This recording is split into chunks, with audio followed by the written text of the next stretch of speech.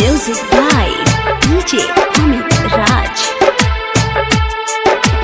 Chehri कवन कमी भइल हमसे जे दिहलू जहर घोर के ए जान सुनना कवन कमी भइल हमसे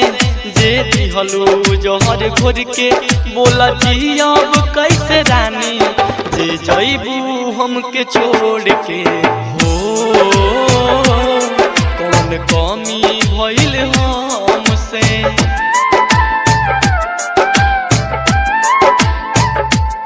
कवन कमी भइल हमसे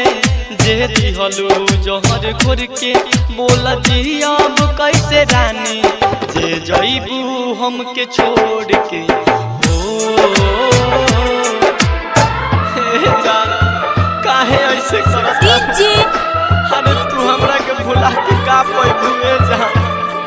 तारा बिना हम ना जिएबू Amit Raj.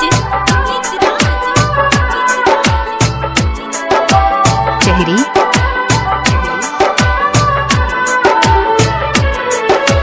रहलू तू हमरे सिरी जइबू तू पियावा भीरी चिता पर लाश गिरी सुन मोर साथिया सुन मोर साथिया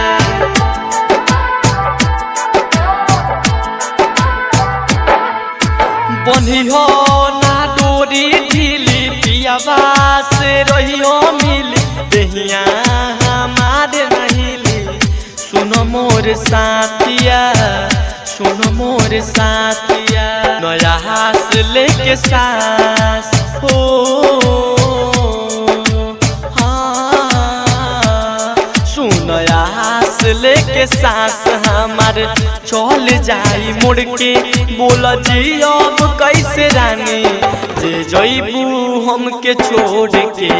ओ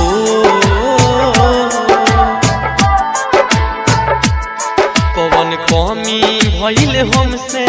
जे दिहलू जहर घोर के बोला जी अब कैसे रानी जे जइबू हमके छोड़ के ओ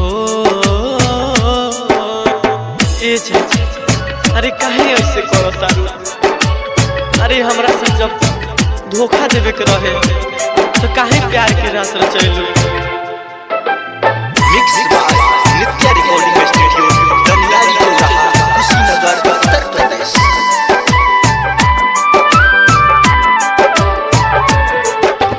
जिंदगी के नइखे भरोसा देके तू गइलू धोखा दिलवा भइल बा धोखा सुन मोर साथिया सुन मोर साथिया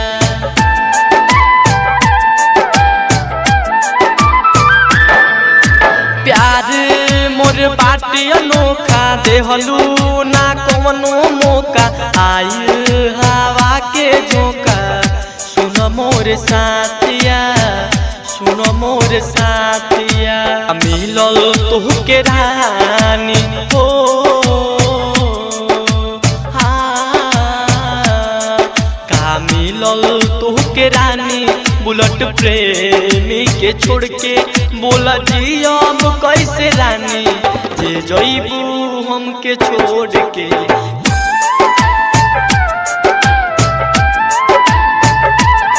कवन कमी भइल हमसे जे दिहलू जहर घोर के बोला जी अब कैसे रानी जे जइबू हमके छोड़ के हो कवन कमी भइल हमसे जे दिहलू जहर घोर के बोला जी अब कैसे रानी जे जइबू हमके छोड़ के हो कवन कमी भइल हमसे जे दिहलू जहर घोर के बोला जी अब कैसे रानी जे जइबू हमके छोड़ के ओ कवन